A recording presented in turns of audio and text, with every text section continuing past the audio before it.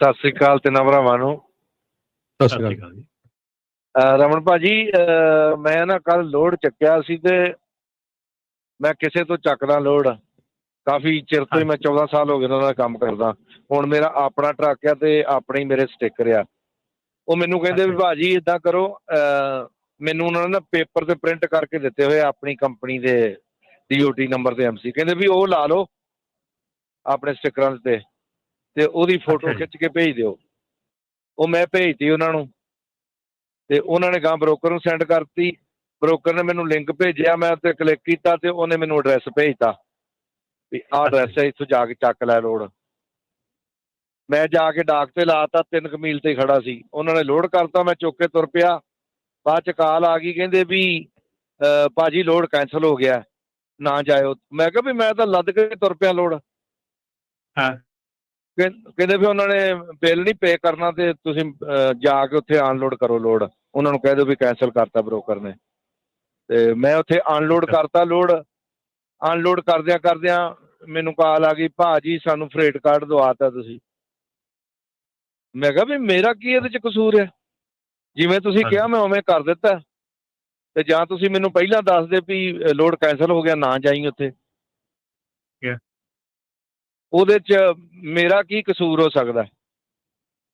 Nothing ਭਾਜੀ, I don't think so. ਉਹ ਜਿਹੜੀ ਕਸੂਰ ਹੈ ਨਾ, ਉਹ ਹੈਗਾ ਕਿ ਜਿਹੜੀ ਕਲੀਅਰ ਕਮਿਊਨੀਕੇਸ਼ਨ ਕੁਇਕਲੀ ਨਹੀਂ ਹੋਈ ਬ੍ਰੋਕਰ ਕੈਰੀਅਰ ਤੇ ਤੁਹਾਡੇ ਵਿੱਚ, ਠੀਕ ਹੈ ਨਾ। ਉਹ ਜਿਹੜਾ ਮੇ ਬੀ ਕੈਰੀਅਰ ਦਾ ਜਿਹੜਾ ਡਿਸਪੈਚਰ ਹੈਗਾ ਜਾਂ ਕੋਈ ਵੀ ਆਫਿਸ ਹੈਗਾ, ਕਿਸੇ ਦੀ ਵੀ ਜਿੱਥੇ ਲੈਗ ਹੋਈ ਆ, ਕਿਸੇ ਨੂੰ ਕਾਲ ਆਈ ਆ, ਕਿਸੇ ਨੂੰ ਮੈਸੇਜ ਆਇਆ, ਕਿਸੇ ਨੂੰ ਈਮੇਲ ਆਈ ਆ, ਉਹਨੇ ਟਾਈਮਲੀ ਨਹੀਂ ਪੜ੍ਹੀ, ਟਾਈਮਲੀ ਨਹੀਂ ਦੱਸੀ ਤੁਹਾਨੂੰ। That is what the problem ਹੈ। ਇਹ ਪ੍ਰੋਬਲਮ ਕੈਰੀਅਰ ਦੀ ਹੈਗੀ ਹੈ, ਨਾ ਕਿ ਤੁਹਾਡੀ ਹੈਗੀ ਹੈ। ਜੇ ਤੁਹਾਨੂੰ ਟਾਈਮ ਤੇ ਦੱਸਿਆ ਤਾਂ ਤੁਸੀਂ ਨਾਲ ਨੂੰ ਤੱਕ ਗੱਲ ਖਤਮ ਹੋ ਜਾਂਦੀ। ਉਲਟਾ ਮੈਨੂੰ ਬਲੇਮ ਕਰਨ ਡਏ ਸਨ, ਭਾਜੀ ਤੁਸੀਂ ਦਵਾਤਾ ਫਰੇਟ ਕਾਰਡ ਸਾਨੂੰ।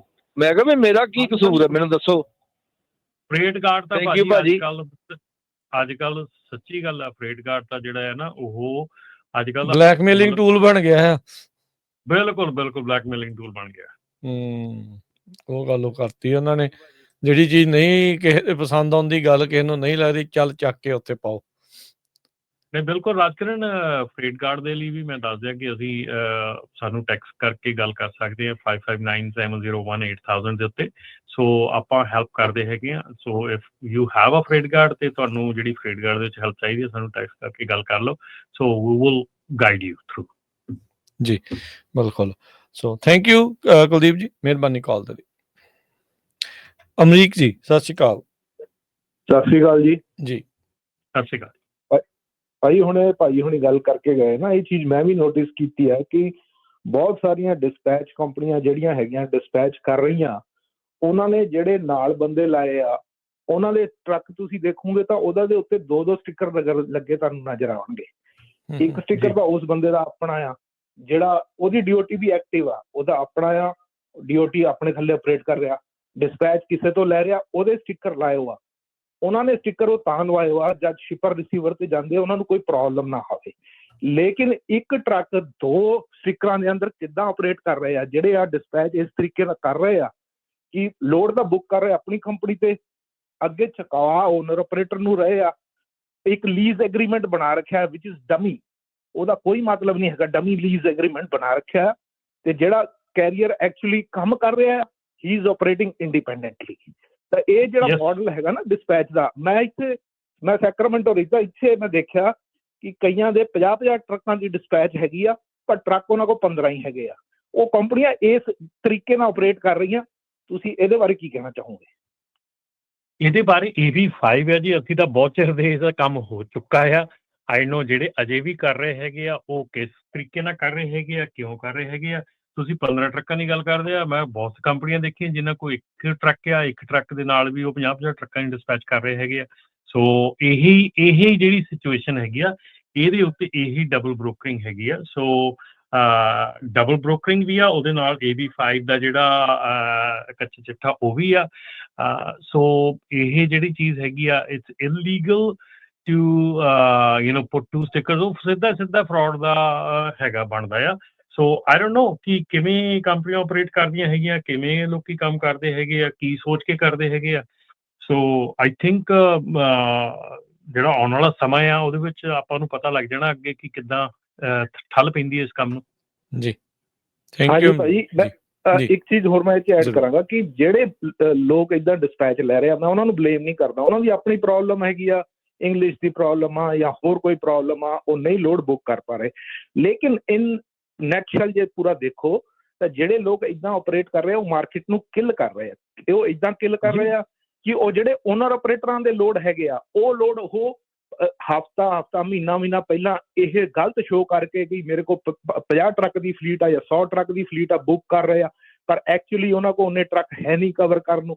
ਜਦ ਉਹਨਾਂ ਕੋਲ ਉਹਨੇ ਟਰੱਕ ਕਵਰ ਕਰਨ ਨੂੰ ਹੈ ਨਹੀਂ ਤਾਂ ਉਹ ਕਿਸੇ ਹੋਰ ਦਾ ਕੰਮ ਲੈ ਰਹੇ ਆ।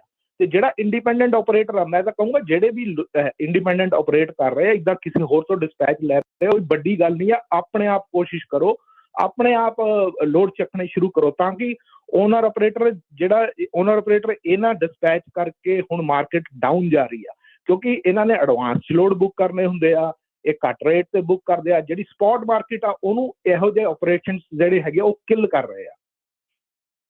ਜੀ ਬਿਲਕੁਲ ਜੀ, ਪਰ ਇਹਦੇ 'ਚ ਪ੍ਰੋਬਲਮ ਇਹ ਹੈਗੀ ਆ ਕਿ ਜਦੋਂ ਆਪਾਂ ਗੱਲ ਕਰਦੇ ਹਾਂ ਕਿ ਆਪਣੀ ਡਿਸਪੈਚ ਲੈਣ ਦੀ, ਬਹੁਤ ਜਿਹੜੇ ਨਵੇਂ ਡਰਾਈਵਰਸ ਹੈਗੇ, ਨਵੇਂ ਓਨਰ ਆਪਰੇਟਰਸ ਹੈਗੇ ਆ, ਉਹ ਜਦੋਂ ਡਿਸਪੈਚ ਲੈਂਦੇ ਹੈਗੇ ਆ ਤੇ ਪੂਰੀ ਪ੍ਰੋਪਰ ਜਾਣਕਾਰੀ ਨਾ ਹੋਣ ਦੇ ਕਰਕੇ ਉਹ ਗਲਤ ਲੋਡ ਚੱਕ ਲੈਂਦੇ ਆ। ਸੋ ਜੇ ਲੋਡ ਅਗਲੇ ਨੇ ਚੱਕਿਆ, ਜੇ ਸਾਲ ਦੇ ਵਿੱਚ ਇੱਕ ਲੋਡ ਦਾ ਵੀ ਕਲੇਮ ਪੈ ਜਾਂਦਾ ਆ ਤਾਂ ਤੁਹਾਡੇ ਸਾਰੇ ਸਾਲ ਦੀ ਜਿਹੜੀ ਡਿਸਪੈਚ ਦੀ ਜਿਹੜੀ ਫੀਸ ਦੇਣੀ ਆ ਉਹਨੇ ਉਤੋਂ ਬਾਹਰ ਹੋ ਜਾਂਦਾ ਹੈ, ਉਹ ਤੋਂ ਮਤਲਬ ਕਿ ਓਵਰ ਹੋ ਜਾਂਦਾ ਹੈ।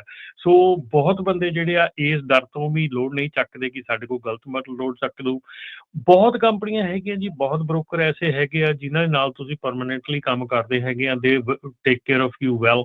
ਮੈਂ ਸੀਰੀਅਸਲੀ ਦੱਸਦਾ, ਅਸੀਂ ਸਟਾਰਟ ਜਦੋਂ ਕੰਮ 2002 ਦੇ ਵਿੱਚ ਲੌਂਗ ਹਾਲ ਦਾ ਕੰਮ ਸਟਾਰਟ ਕੀਤਾ, ਅਸੀਂ ਪਹਿਲੇ 4 ਸਾਲ 5 ਸਾਲ ਵੀ 4 ਤੋਂ 5 ਸਾਲ ਅਸੀਂ C.H. ਰੋਬਿਨਸਨ ਨਾਲ ਪੂਰਾ ਡੈਡੀਕੇਟਡਲੀ ਕੰਮ ਕੀਤਾ, ਜਸਟ ਟੂ ਮੇਕ ਸ਼ੋਰ ਕਿ ਅਸੀਂ ਸਾਡੇ ਨਾਲ ਗਲਤ ਕੰਮ ਨਾ ਹੋਵੇ, ਸਾਡੇ ਕੋਲ ਗਲਤ ਲੋਡ ਨਾ ਚੱਕਿਆ ਜਾਵੇ, ਅਸੀਂ ਗਲਤ ਕੰਮ ਨਾ ਕਰੀਏ।